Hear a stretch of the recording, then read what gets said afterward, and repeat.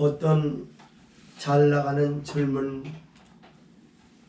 교사 한 사람의 이야기입니다. 인물도 잘생겼고 잘 가르쳐서 아이들에게 인기 많았던 선생님, 그리고 선생님들 사이에도 나이가 어려도 나이 먹은 선생님들이 깍듯이 예를 표하면서 존경하였던 잘 나가는 한 선생님이 있었습니다. 이 선생님이 잘 나가고 있었는데 학교에 사직서를 내야 되겠다는 생각이 들었습니다. 이유는 뭐냐면 과거에 신학교 공부를 해서 하나님 앞에 충성된 목회자로 일하고 싶다라고 하는 약속이 있었기 때문에 사직서를 내기로 했어요. 그래서 교장 선생님에게 나가서 선생님에게 사직서를 냅니다. 그러더니 교장 선생님이 사직서를 내는 선생님 앞에 이런 얘기를 하는 거예요. 젊었다고 앞길이 창창하다고 사표를 팍팍 던지는 것은 객기이거나 만용일 위험이 있을 수 있다. 사직서를 왜 내는 것이냐? 내지 말라 라고 만류하는 거였어요. 선배 선생님들도 우리 학교는 선생님 때문에 잘 나가고 있는데 선생님이 그 사명을 가진 사람으로서 이제까지 책임이 강하신 분인데 어떻게 이렇게 경솔하게 사직서를 낼 수 있느냐. 여기저기서 만류해서 그만 사직서를 내려던 것을 접고 말았습니다. 그래서 선생님은 다시 기도를 하기 시작했어요.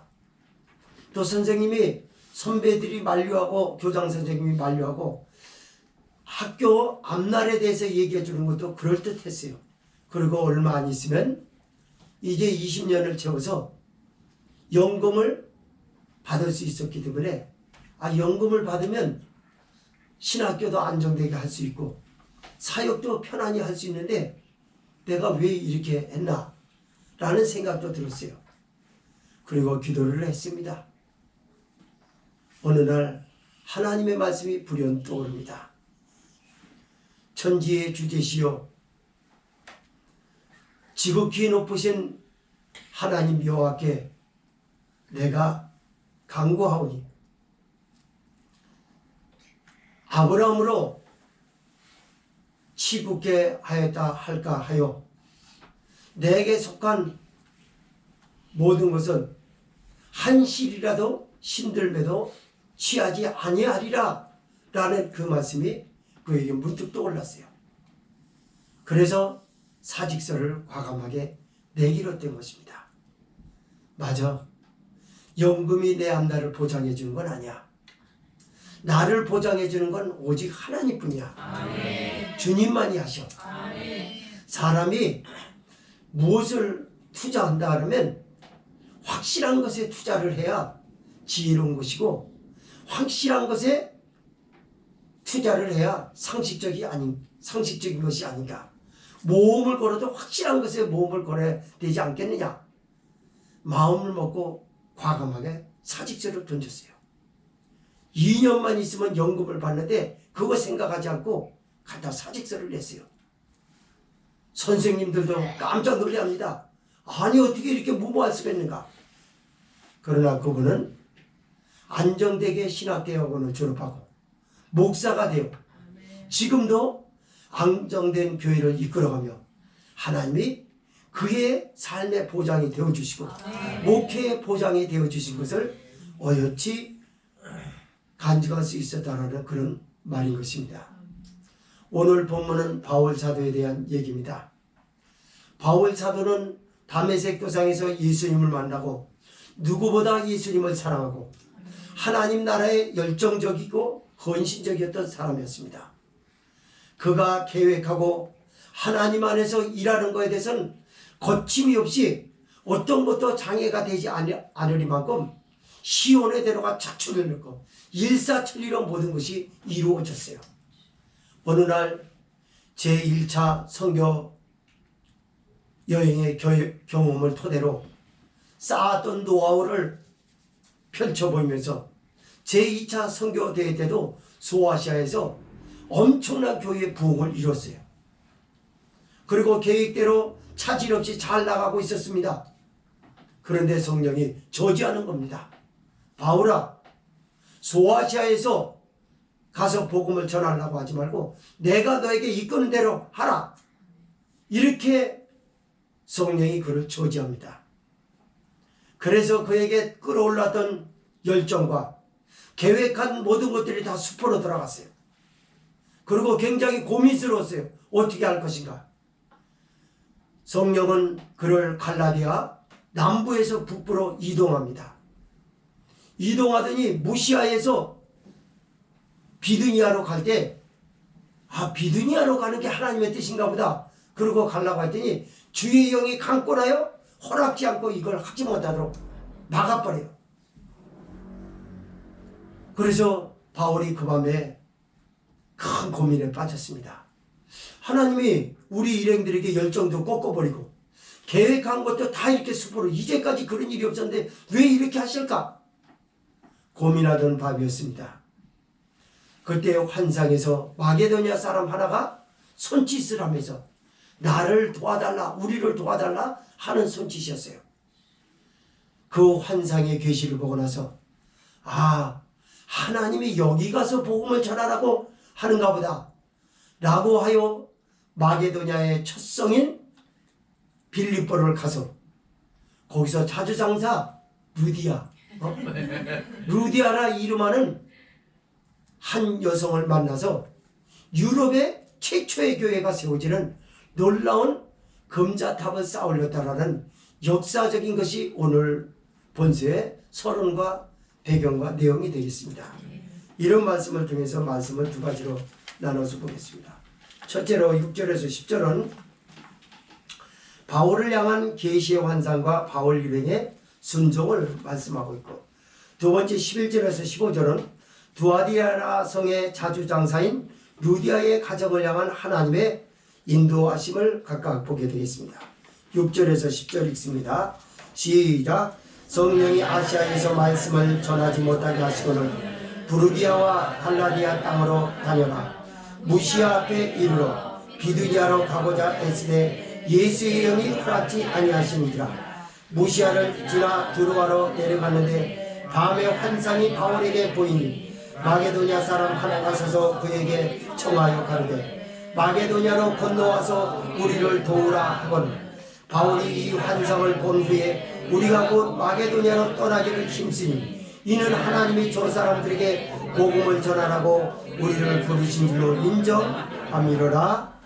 아멘. 그렇습니다. 서론에서 말씀을 드렸던 것처럼 다메섹 도상에서 예수님 만난 바울은 하나님에 대해서 참 헌신적이고 혼신적으로 선교 사명을 감당을 했습니다. 게다가 1차 선교 여행의 경험도 착실하게 쌓고 이런 노하우를 바탕으로 인해서 2차 선교 여행을 자기의 선교 계획대로, 그리고 그의 가슴에는 예수님에 대해 뜨거운 사명이 용광로처럼 끌어올랐어요. 그 일행들이. 그래서 그가 이제까지 선교 여행을 하고 복음 전파를 하는 데 있어서 걸림돌이 될 만한 것들이 아무것도 없었어요.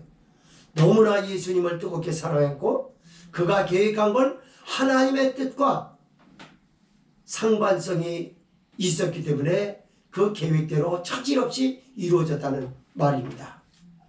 그래서 소아시아인 에베소에서 사람들을 만나 예수님을 전하고 교회를 세우고 예루살렘 회의에서 바울이 사도로서 공식적인 사도로 인정받았다는 수근수근대는 소리, 그 소리를 잠재우게 해서 바울 사도는 그들의 회의 때 나온 규례를 어기지 아니하고 할례도 행하고, 그래서 그들의 반대하는 것들도 잠잠하게 하도록 그렇게 하고, 교인들에게 예루살렘 교회에서 회의하였던 규례들을 다 지키도록 가르쳤어요.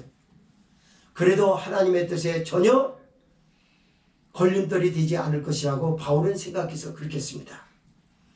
그랬는데 어느 날 예수의 영이신 성령께서 바울에게 강권을 하신 것입니다. 강권을 했다라는 말은 오늘날로 말하자면 갑자기 열정이 식어지는 거예요. 그리고 계획한 거 이게 하나님의 뜻이 맞는가? 이런 겁니다. 갑자기 그렇게 생겨요. 그래서 성령이 인도하는 대로 그의 걸음은 가기 시작했습니다. 그 방향은 어디냐면 갈라디아 남부와 북부를 향해서 가라는 것이었습니다. 에베소는 오늘날 터키를 말해요.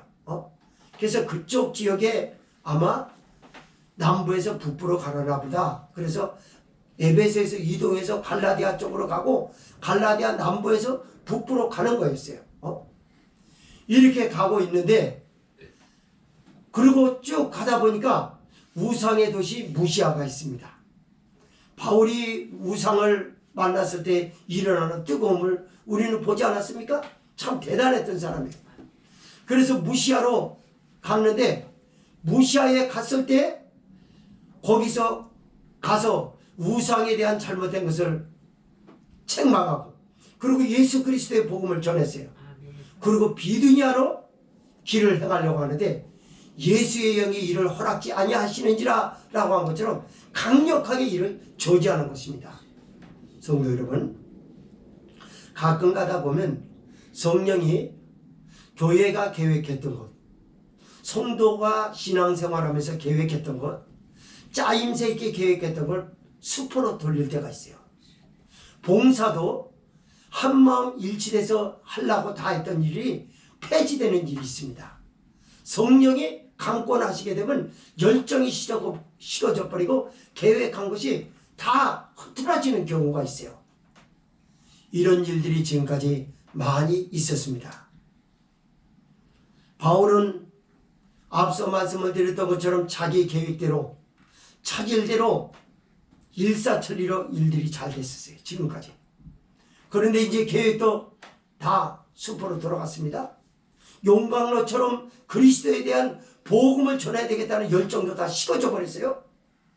굉장히 고민스러운 거예요. 왜 갑자기 무시아에서 우상의 도시인 무시아에서 예수 그리스도를 그렇게 전하고 그래서 더 많은 인파가 몰릴 수 있는 비두니아 방향을 잡고 가려고 하는데 왜 이거를 이렇게 강력하게 저지하느냐? 이해가 되지 않았어요.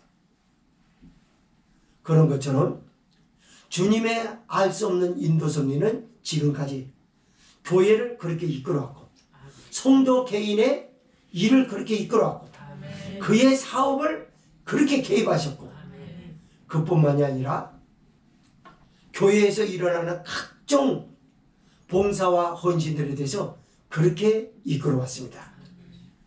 그것이 하나님의 뜻대로 제대로 하기 위한 성령의 간섭이라고 하는 걸 알아차릴 수 있는 그런 영적 예민함이 없었던 거예요. 그러니까 그런 영적 예민함이 없으니까 다툼이 생기는 것입니다. 아니 계획대로 하면 되는 건데 왜 안 하느냐라는 거예요. 목회자의 마음에는요 어떤 때 뭘 하고 싶다가도 하고 싶지 않은 것도 있어요. 가끔씩 그럴 때가 있다고요. 그래요. 그거는 사람의 생각으로만 생각할 게 아니에요. 성령이 하시는 생각은 아닌가 생각해 볼 필요도 있어요. 맞습니다. 그래서 성령이 우리를 하나님의 뜻대로 더 잘하게 하기 위해서 좋은 일이 있게 해서 우리를 저지하고 계신다라는 걸 분별할 수 있었고 그런 거를 감지할 수 있는 영적 감지력이 예민했더라면 좋았을 것. 예민하지 못하고 무뎌짐으로 해가지고 서로 싸우는 거예요. 아, 이 일이 좋은 건데 왜 이렇게 막느냐? 이 일이 잘 되고 있는 건데 왜 이렇게 굳이 이렇게 하려고 하느냐? 아, 계획대로 이렇게 척척척척 알아서 하면 되는데 이걸 왜 막으려고 하느냐? 이렇게 하면서 교회는 분열을 빚어왔고 가슴 아프게도 결국은 하나님의 뜻을 오그라뜨리는 일들로 돌아갔고 교회가 무너져 내린 일이 한두 번이 아니었어요. 바울을 향해서 저지하려고 하는 이유는 뭔가요? 거기에 하나님의 뜻이 있었습니다. 무슨 뜻이 있었을까요? 여러분, 굉장히 중요한 걸 우리는 여기서 듣습니다. 무시아는요, 어디냐면 터키의 이 북부에서 좀 나오는 길에 있어요.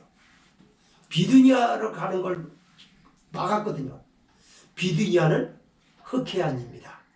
지중해에서 흑해안 입구로 갔다고요. 흑해안 떠올리면 어느 나라인가요? 러시아예요, 러시아. 러시아하고 중국 북부 지역 같이 맞물리지 않았습니까? 러시아. 거기에 잘 보세요. 공산당, 기독교를 말싹 정책을 펴는 공산당.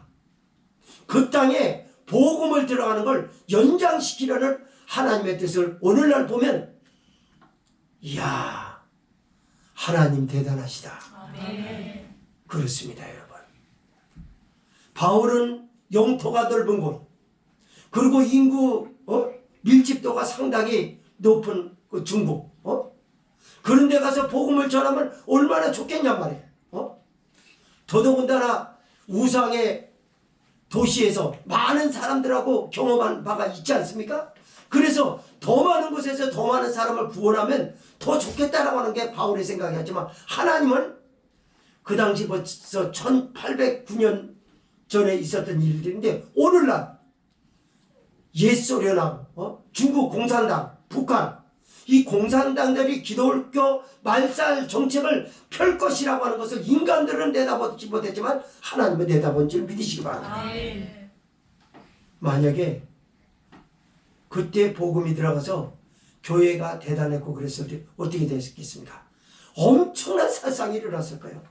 지금도 그렇게 살상이 일어나는데, 여러분, 이렇게 하나님이 깊고 오묘한 뜻이 있었기 때문에 저지한 것입니다. 맞습니다. 우리도요, 사람을 만날 때 이거는 꼭 만나고 싶은데 만나고 싶은 생각이 싹 사라질 때가 있어요. 기도하고 나면 그럴 때가 있어요. 그러면 그때는 하얀 거짓말을 댈 때도 있습니다. 아, 내가 몸이 안 좋아서 못 나갈 것 같다, 이해 좀 해달라. 매번 그러는 게 아니고, 그러면 만약에 그런 일이 있고 나면요, 그 후에 결과론적으로, 아, 목사님 안 오시길 정말 다행이라고. 얼마 안 가서 그 소리를 듣습니다. 그러면서, 야, 하나님이 하시는 일이 참 정말 위대하시다. 할렐루야. 맞습니다. 우리 신앙이 그렇단 말이에요. 우리 교회가 당초 계획하고 목회 진행대로 하고자 하는 열정이 제게 있었어요. 근데 하나님이 다 꺾어 놓으셨어요. 꺾어 놓으려고 하는 것은 무엇이냐? 지금 와서 보면 나의 인간적으로 하려고 하는 것이 부단하기 때문에 하나님이 십자가의 그 열정을 꺾으라고 못 박았던 것 같아요. 그래서 하나님이 내게 저지하셨거든요. 개인적인 신앙에도 그렇습니다. 여러분 신앙도 그렇고 앞서 말씀을 드렸던 것처럼 봉사도 그래요. 모든 일들이 그래요.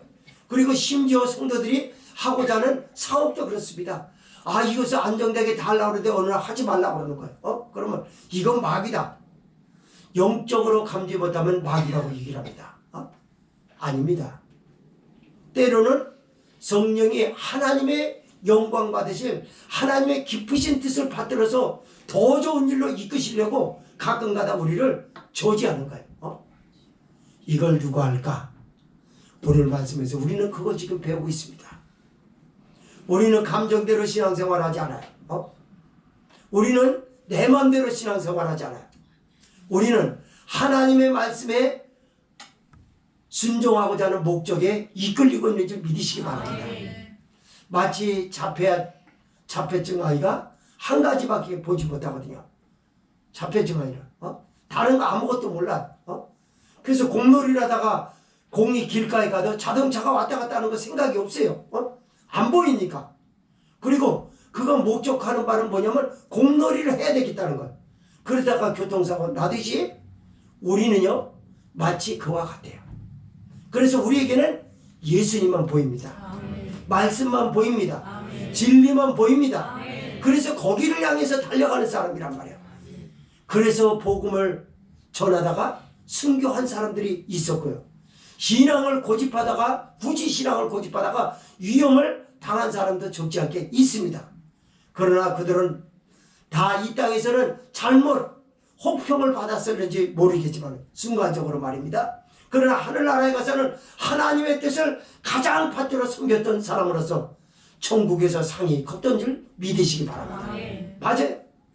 하나님은 오늘도 수많은 교회를 그렇게 이끌고 있어요. 코로나19를 통해서 대한민국 교회를 향해서 성령은 무엇을 저지했을까요? 뭘 저지했냐면 예배를 저지했습니다. 예배를 왜 저지하느냐? 하나님이 예배를 그렇게 기뻐하시는데 왜 저지하느냐? 저지하는 것보다 시험을 해봤다 그 말이에요. 테스트를 해봤냐. 이래도 예배를 드리고 이래도 예수를 위해서 목숨을 던질 수 있느냐라고 물었어요. 문재인 전 대통령께서 기독교 말살 정책을 폈어요. 그리고 그거를 교회에다가 절대적으로 행사를 했을 때 교회는 다 무릎을 꿇었어요. 거의 무릎을 꿇고 무릎을 꿇지 않고 예수 그리스도만 바라보고 하나님의 뜻대로 하려고 하는 목사님들은 도마 위에 올라서 엄청난 핍박을 받고 불이익을 당했습니다. 그런 목사님을 보고 목사님들이 안타까워하고 회개하고 더하지 못해서 무릎을 꿇고 하나님 앞에 기도하기는커녕 오히려 그 목사님들을 잘못했다는 거예요. 모름지기 하나님은 그 소수의 목사님들을 통해서 기독교를 지켜낼 것입니다. 우리 예수님을 믿는 개신교는요 뜨뜻미직을 해가지고는 안 돼요.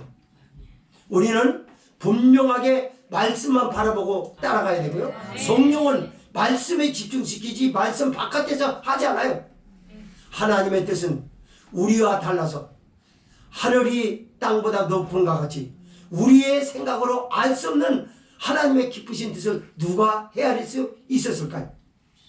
더군다나 2000년 전에 있었던 일인데 놀랍게 허기한 러시아하고 중국에는 복음을 전하는 걸 바울 사도에게 연장을 시킨 거예요. 기다려라. 내가 거기를 전하지 말라는 게 아니라 때가 있는 법이다. 하나님의 때가 있었던 것이고 인간의 방법으로 하려고 하는 건 바로 여기 있던 거예요. 그래서 그의 계획과 열정이 수포로 돌아간 것입니다. 바울은 고민합니다. 하나님, 그러면 어떤 것이 하나님의 뜻입니까? 아마도 바울이라고 하는 사람의 그 거룩한 정서를 봤을 때는 그날 밤잠을 못 잤을 거예요. 철야를 했을 거예요. 하나님은 그 기도에 응답을 하십니다. 성경을 보겠습니다. 8절에서 9절을 읽습니다. 7절부터 읽어볼게요. 시작. 무시 앞에 이르러 비두니아로 가고자 했으되 예수의 영이 허락지 아니하시는지라.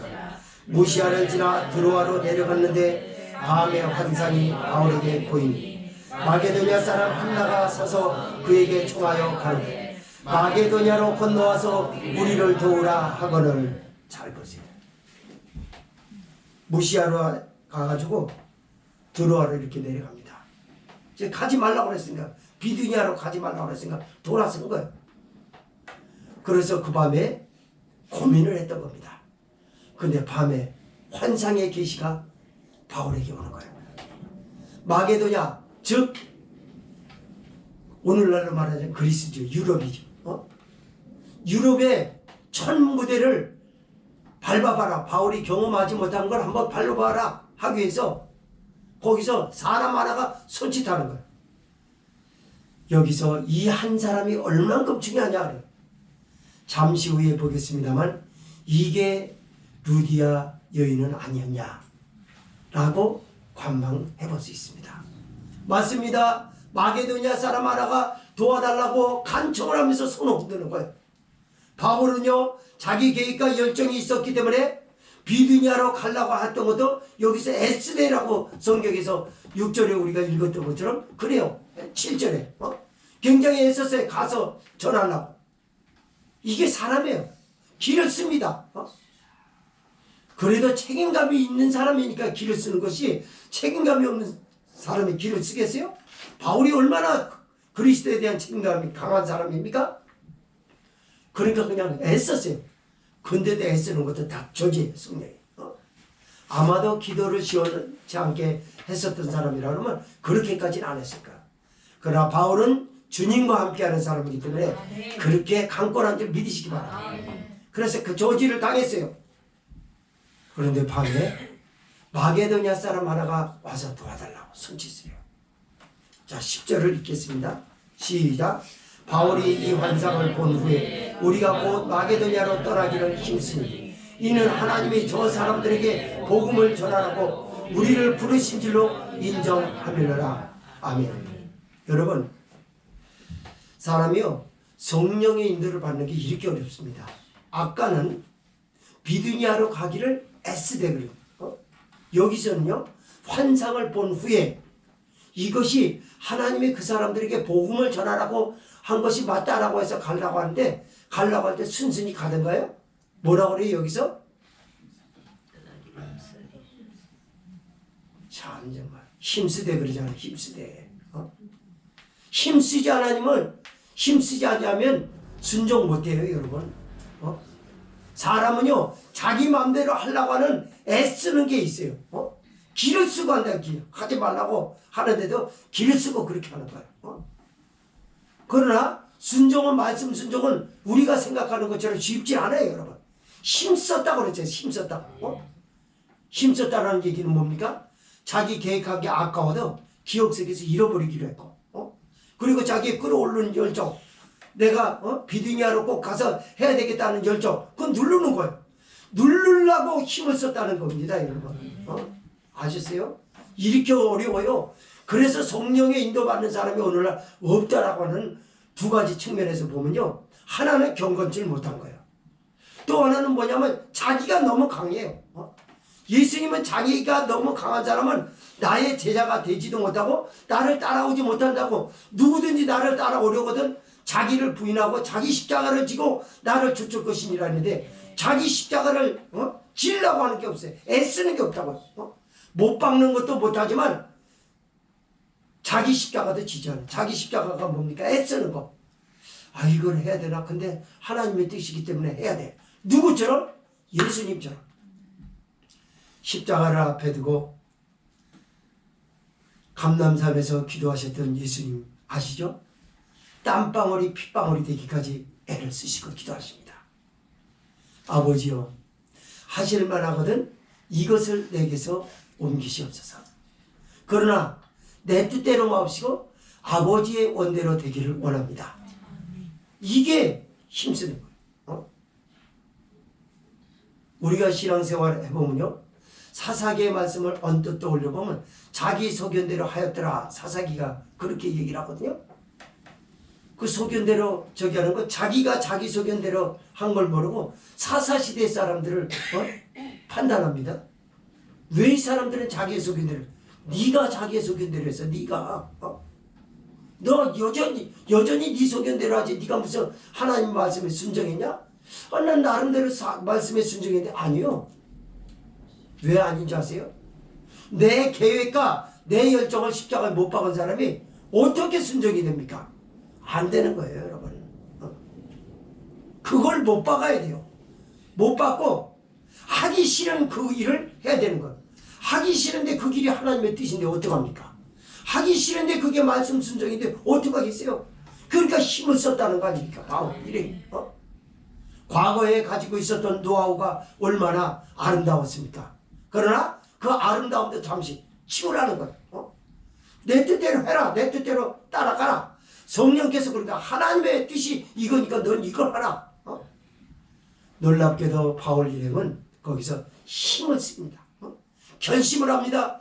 자기가 계획하였던 선교 사역의 역사가 아무리 자랑스럽더라도 하나님의 뜻에 이걸 비견할 수 있겠느냐. 치우자.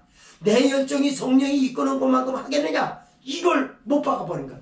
못 박고 두 주먹을 쥐고 결심하고 하나님의 뜻을 존중하려고 했기 때문에 놀라운 역사의 열매를 이루어가게 되는 줄 믿으시기 바랍니다. 그게 두 번째 말씀이 되겠습니다. 자, 두 번째 말씀 봅시다. 11절에서 15절 읽습니다. 시작.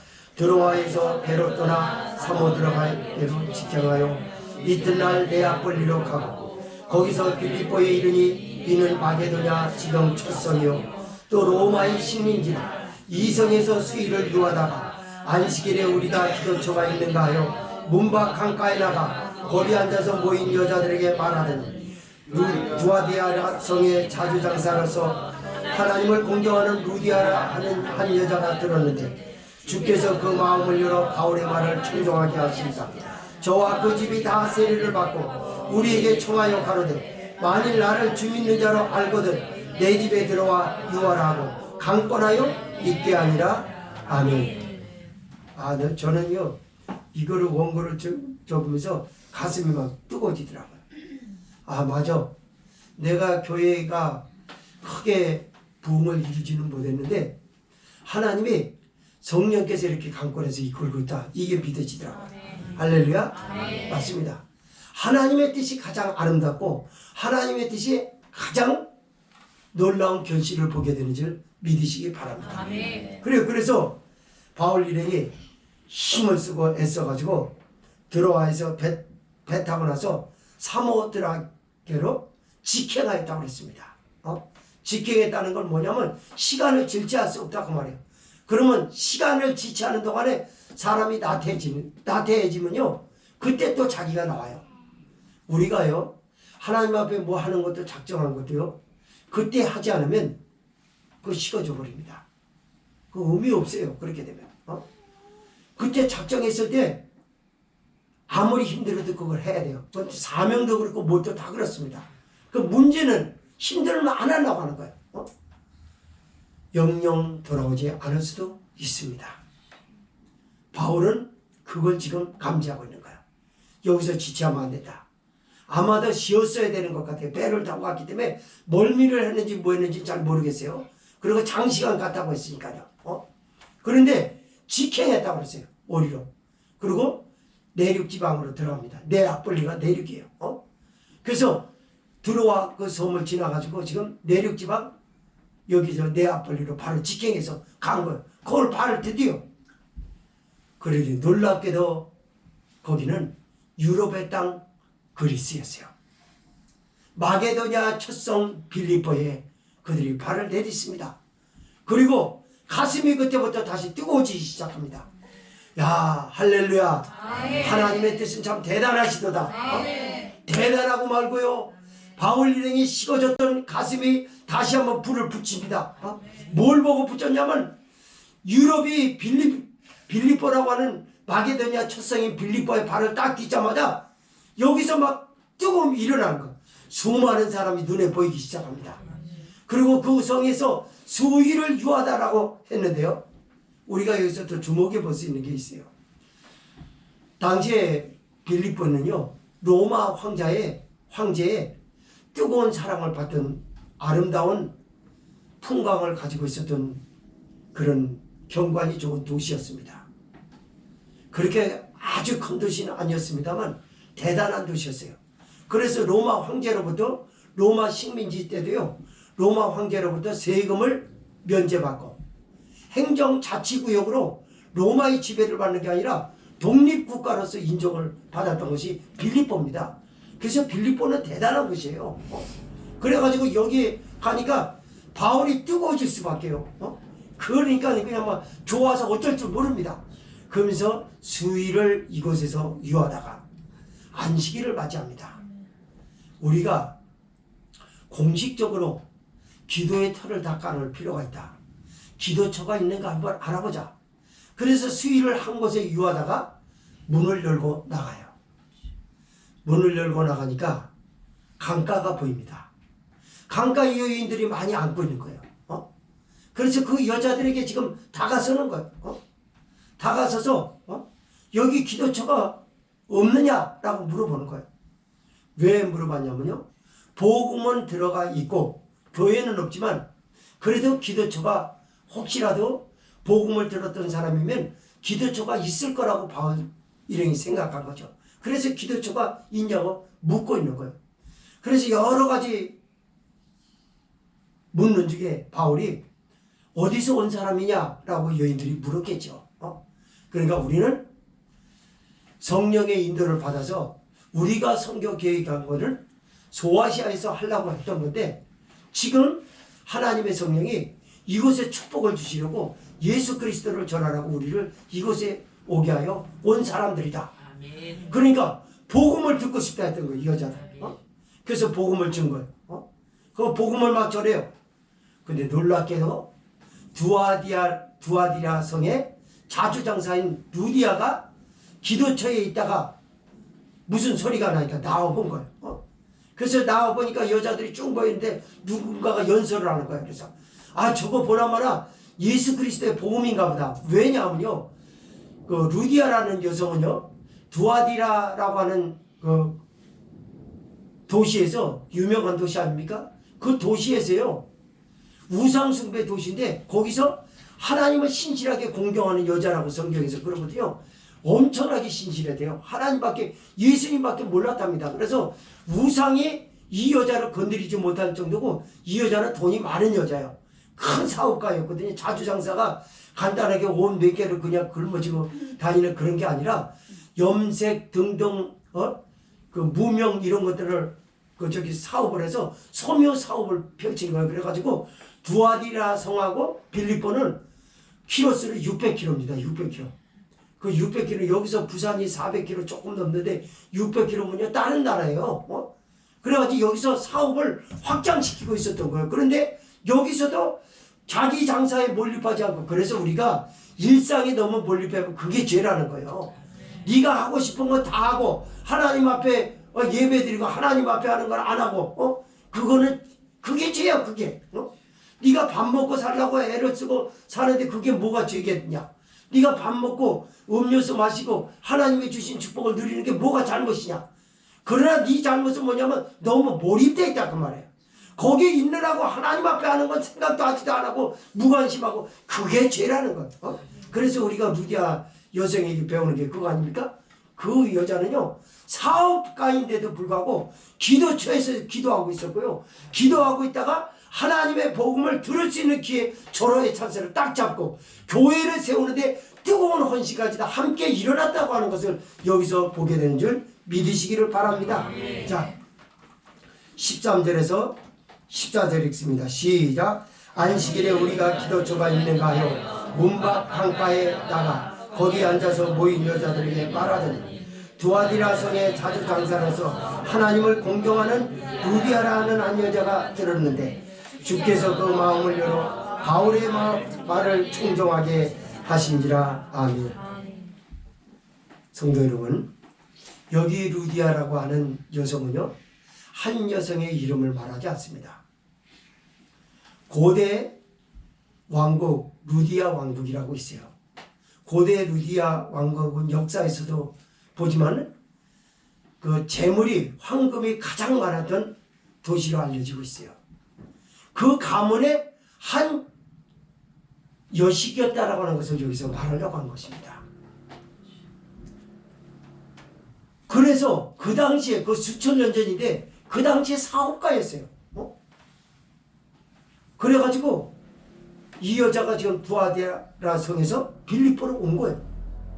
그리고 아까 잠시 말씀을 드렸습니다만 하나님을 신실하게 공경하는 여성이었기 때문에 사업도 중요하지만 더 이 여인에게 중요했던 건 하나님이었습니다. 그래서 기도처를 찾는 거 아니겠어요? 그리고 기도처가 있는가 물어보고 있는데 기도하다가 그걸 아는 거 아닙니까? 기도처는요, 루디아는 다른 게 아니었고 자기 집이었습니다. 자기 집에서 기도했어요. 그런데 자기 집하고 이 강가고 멀지 않았고, 루디아의 집은요, 조그만 집이 아니라 돈 많은 사업가였기 때문에 엄청난 저택이었다고 그래요. 그런데 여기서 이 여인이 은혜 받습니다. 한 사람의 신앙이 중요하다고 제가 오늘 새벽 예배 때 말씀을 드렸었어요. 심야 예배 때도 말씀을 드렸었습니다. 한 사람의 신앙이 얼마나 중요한지 몰라요. 그 사람을 보고 다 따라가는 게 교회의 특징이기 때문에요. 맞아요. 많고 많은 여성들 중에 오늘 사도행전 저자는 왜 루디아라는 여성을 중점적으로 다뤘을까요? 한 사람의 중요성을 지금 말하려고 했기 때문에 그런 것입니다. 루디아라는 여성이 딱 들어오니까 딱 들어보니까 자기가 사랑하는 하나님을 전하지 않겠어요? 할렐루야. 오, 내가 믿는 하나님을 말하고 있구나. 내가 영접했던 그 예수님을 전하고 있구나. 아이고, 이게 나에게 왜 축복이냐. 그래서 이 여자가 하루 종일 여기 있었던 거 아닙니까? 하루를 사업하지 않고요, 여기에 그냥 몸담갔어요. 여러분, 하나님이 그냥 축복을 주십니까? 하나님의 축복을 괜히 주시겠냐고요? 심어놓은 게 있으니까 거두는 것이지, 심어놓은 거 없는데 거두겠어요? 이 여인은요, 이 여인의 신앙의 모든 것들을 일거수일투족 바라보시는 분이 누구냐면 하나님이었습니다. 말없이 딱 지켜보십니다. 그래, 내가 너에게 재물을 줘야지. 네가 그렇게 사업에 정신이 팔려서 그런 사람도 아니고 나를 사랑하고 그리고 나의 종이 가서 설교하는 걸 듣더니 이런 초로의 찬스가 어딨냐라고 달려가는 네게 내가 복을 주지 않겠냐, 이렇게 하시지 않겠어요? 루디아가 이 말씀을 청종하였다라는 말씀을 보면서 고린도전서 1장을 생각해 보는 것이죠. 나는 심었고 아볼로는 물을 주었으나 자라게 하시는 이는 하나님이시라. 맞습니다. 바울은 거기서 심었습니다. 물은 누가 줬는지 또 줬을 거예요. 그렇지만 자라게 하시는 이는 하나님이시라. 이제껏 루디아라고 하는 한 여성의 영적으로 그에게 씨를 심어준 이가 있었고요. 그가 어느 날 나무가 됐고, 그리고 물을 주는 이가 있었어요. 그러나 심는 이나 물 주는 이는 아무것도 아니로되 자라게 하시는 이가 대단한 줄 믿으시기 바랍니다. 하나님이 대단하다. 그래서 하나님이 이 여성에게 말씀에 꽂히게 한 것이에요. 성령이 교회인 여러분에게 이 사람을 통해서 말씀합니다. 여러분이 하나님의 말씀에 꽂히려고 그러면 바탕이 깨끗해야 돼요. 그러면 하나님이 여러분을 딱 잡습니다. 그리고 설교 시간에 여러분의 믿음을 자라게 하도록 하나님이 나를 강권하여 말씀에 완전히 몰입돼서 빠져들게 하는 줄 믿으시기 바랍니다. 맞아요. 하나님이 나를 도와주지 않으면, 성령이 내게 도와주지 않으면요, 말씀은 들어도 별로 의미가 없어요. 왜 설교 들으면서 졸려온 줄 알아요? 말씀을 들으면서 졸리고 피곤이 몰려오는 게 뭔지 알아요? 바탕이 깨끗지 않아서 그래요. 그리고 하나님의 도움이 없어서 그래요. 그가 혼자 길을 쓰고 해보려고 해도 피곤만 몰려오는 것이고 무슨 소리인지 모르는 것이고 말씀을 들어도 영혼의 양식으로 먹는 것이 아니라 그냥 강연회쯤으로 참석한 것으로 여기기 때문에 믿음이 안 자라는 거예요. 믿음이 자라게 되기를 주 이름으로 부탁을 드립니다. 하나님 앞에 회개하세요. 그리고 경건한 바탕이 되도록 기도의 훈련을 쌓으세요. 성경을 읽으세요. 그러면 하나님의 뜻이 무엇인지를 조금씩 알게 될 거예요. 너무 세상에 몰입되는 걸 거둬들이세요. 너무 정신이 팔려있어요. 세상 가운데 팔려있기 때문에 이 고상하고 거룩하고 하나님이 주실 축복의 절호의 찬스가 예배 시간에 막 폭포수같이 쏟아지는데 내게는 왜 그렇게 그런 것들이 다가오지 않고, 내게 몰려오는 건 피곤만이고 내게 몰려오는 건 잡념만 생기고 왜 그러냐 그 말이에요. 여기 여성들이 많았는데 한 여자 루디아만 하나님 바울의 말을 청종하게 하신지라 하나님이 이 여자를 붙들은 거예요. 왜요? 이 여자의 믿음이 신실했거든요. 그리고 이 여인으로 인하여 역사적인 일이 일어납니다. 15절 읽습니다. 시작. 저와 그 집이 다 세례를 받고 우리에게 청하여 가로되 만일 나를 주 믿는 자로 알거든 내 집에 들어가라 구하라 하고 강권하여 있게 하니라. 아멘. 바울이요, 설교를 끝나자마자 루디아라는 여성이 바울에게 접근합니다. 바울 선생님, 사도 선생님, 저희 집으로 가주세요. 그리고 저희 식구들 다 세례받고 싶어요. 이 가족들이 복음을 다 받은 거예요. 그러나 루디아네 집안은 고향은 두아디라 아닙니까? 근데 빌립보에 와서 저택을 정했는데 식솔들이 많았다고 그래요. 그리고 일꾼들이 많았다고 그래요. 사업가니까. 근데 전부 다 세리를 받게 하는 거예요. 세리를 그냥 줍니까? 그 당시에? 세리 주라고 그랬다고 갖고 와서 막 주는 거예요? 그게 아니라 진지하게 예수 그리스도를 구주로 영접하는 기도를 받고 그리고 말씀을 듣고 그러니까 이 여인을 보세요. 사업가라 얼마나 바쁘겠습니까? 근데 지금 바쁜 이 여자가 바쁜 건 영혼에 대한 게 바쁜 거지 자기 육신에 대해서 바쁘진 않아요. 그래서 우리 그 축복을 잘 주시는 가정들은 잘 생각해야 돼요. 제가 그 영등포 교회에 뭡니까 도서승 상품권 그 집사님이 얘기하잖아요.